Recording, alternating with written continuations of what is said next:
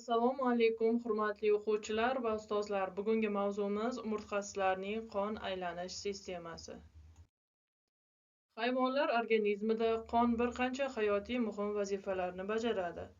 Birinchi vazifasi bu transport yoki tashuvchilik.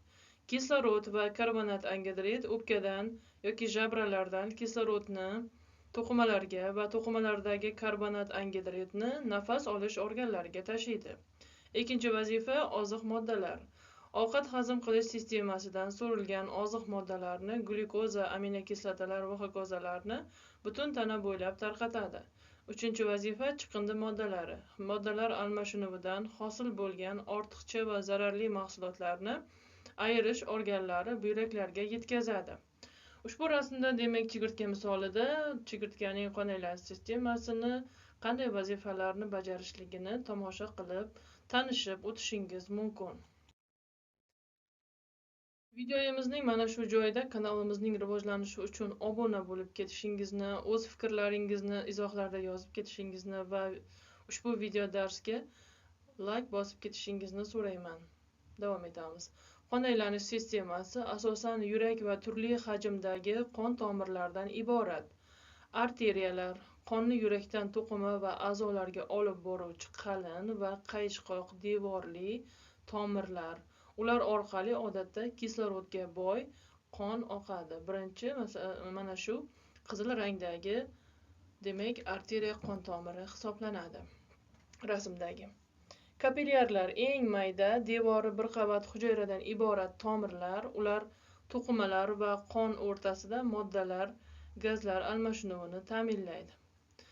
Demak, ushbu o'rta qismdagi rasmga e'tibor qilsangiz, maydagina tomirlarni ko'rishingiz mumkin. Ushbu tomirlar kapillyar qon tomirlari hisoblanadi. Venalar qonni to'qima va a'zolardan qaytarib yurakka olib keluvchi tomirlar. Ular orqali odatda karbonat angidridga boy qon oqadi.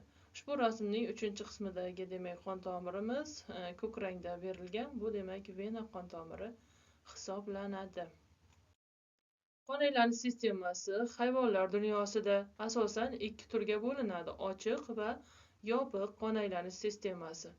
Ochiq qon aylanish sistemasi qon faqat qisman tomirlar ichida harakatlanadi. Tomirlardan chiqib, organlar va to'qimalar orasidagi bo'shliqlarni bevosita yuvib o'tadi. Demak, ochiq qon aylanish sistemasiga chigirtka misolida tanishib o'tishimiz mumkin. Demak, rasmlarga e'tibor berib ketasiz. Yopiq qon aylanish sistemasi qon to'liq yopiq tomirlar, arteriya, kapillyar va vena ichidan harakatlanadi va tana bo'shlig'iga chiqmaydi.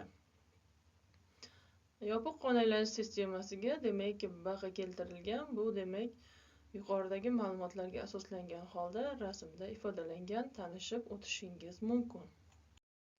Qon aylanish sistemasi dastlab halqali chuvalchanglarda, masalan, yomg'ir chuvalchangida paydo bo'lgan. Halqali chuvalchanglar, masalan, yomg'ir chuvalchangida qon aylanish sistemasi yopiq bo'ladi. Ularda qon to'liq tomirlar ichida harakatlanadi va tana bo'shlig'iga chiqmaydi. Orqa qon tomiri demak tanasining orqa ustki qismi bo'ylab o'tadi. Qon bu tomir orqali orqadan oldinga, ya'ni boshi tomonga qarab oqadi. Qorin qon tomiri tanasining demak qorin pastki qismi bo'ylab o'tadi. Qon bu tomir orqali oldindan orqaga qarab oqadi. Halqa tomirlar haqiqiy bo'lmagan yuraklar ham hisoblanadi. Har bir tana bo'g'imida orqa va qorin tomirlarini tutashtiruvchi halqa tomirlari mavjud. Qizilo'ngach atrofida 5-7 juft yirik halqa tomirlarni devori qalinlashgan va muskulga boy ritmik ravishda qisqarib tura oladi. Ular qonni butun tana bo'ylab haydab beruvchi nasos, ya'ni yurak vazifasini bajaradi. Kapillyarlar turi yirik tomirlardan ajralib chiqqan juda mayda kapillyarlar terisida va ichki organlarda zich to'r hosil qiladi. Ular orqali gazlar, kislorod va karbonat angidrid hamda oziq moddalar almashinuvi kechadi. Halqali chuvalchanglarda qon odatda qizil rangda bo'ladi, chunki uning plazmasida gemoglobin moddasi erigan holda uchraydi. Ushbu rasmda demak yomg'ir chuvalchangini qon aylanish sistemasi ifodalangan, tanishib o'tishingiz mumkin.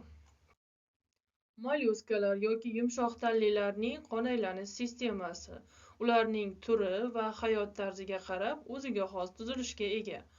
Chuchuk suv shilliq qurti qornoyoqli mollyuskalar sinfiga kiradi. Umurtqasiz hayvon, uning qon aylanish sistemasi ochiq bo'ladi. Tana bo'shlig'ida joylashgan 2 kamerali yurakka ega. Yurakda bitta bo'lmacha va bitta qorincha bo'ladi. Suv shilliq qurti o'pka orqali nafas oladi. Mollyuskalarning qoni rangsiz yoki havo rang bo'ladi. Qonning harakat sxemasi. Demak, yurak qorinchasidan boshlanyapti, arteriya qon tomirlariga o'tyapti, u orqali tana bo'shlig'idan o'pka kapillyarlarida gaz almashinuvi jarayoni kechgandan keyin yana kelib yurak bo'lmasiga quyilishini kuzatishimiz mumkin.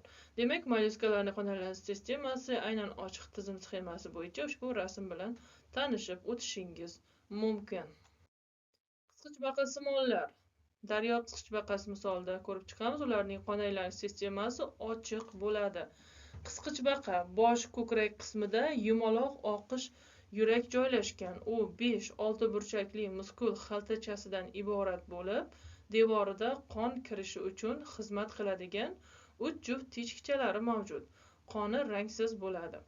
Qisqichbaqasimonlar jabralar orqali nafas oladi, tana bo'shlig'idan to'plangan venoz gemolimfa jabralarga borib, kislorod bilan boyiydi va arterial qonga aylanib, yana yurakka qaytadi. Demak, daryo qisqichbaqasining qon aylanish sistemasi bo'yicha ushbu rasm bilan tanishib o'ting. O'rgimchaklarning qon aylanish sistemasi ochiq bo'ladi. Yurak tananing orqa qismida, qorin bo'limining orqa tomonida joylashgan bo'lib, naychasimon shaklga ega. Aynan qarang. Demak, tanasining qorin bo'limini orqa tomonda joylashganligi bilan bu demak qisqichbaqalardan farqli belgisi hisoblanadi. Yurakdan chiquvchi arteriya qon tomirlari qonni to'qima va a'zolarga yetkazadi, biroq kapillyarlar va vena tizimlari bo'lmas ekan aynan o'rgimchaklarda. O'rgimchaklarning qon aylanish sistemasi bilan ushbu rasmda tanishib o'tishingiz mumkin. Hasharotlarning qon aylanish sistemasi ochiq bo'ladi. Hasharotlarning yuragi tanasining orqa, ya'ni tanasining orqa ustki qismida joylashgan uzun naychasimon organdir. Yurak bir nechta kameralardan iborat. Yurakning oldingi qismida faqat bitta asosiy qon tomiri aorta chiqadi. Hasharotlarda kapillyarlar va venalar umuman bo'lmaydi. Hasharotlarning qon aylanish sistemasining eng katta farqi shundaki, qoni kislorod va karbonat angidrid tashimaydi. Kislorod to'g'ridan-to'g'ri traxeyalar, ya'ni nafas naychalari orqali hujayralarga yetkaziladi. Qoni oziq moddalarni, gormonlarni hamda chiqindi mahsulotlarni tashishda ishtirok etadi. Ushbu rasmda chigirtka misolida demak hasharotlarning qon aylanish sistemasi bilan tanishib o'tishingiz mumkin. Bugungi mavzumiz qisqacha mana shu ma'lumotlardan iborat edi. Xayr, salomat bo'ling.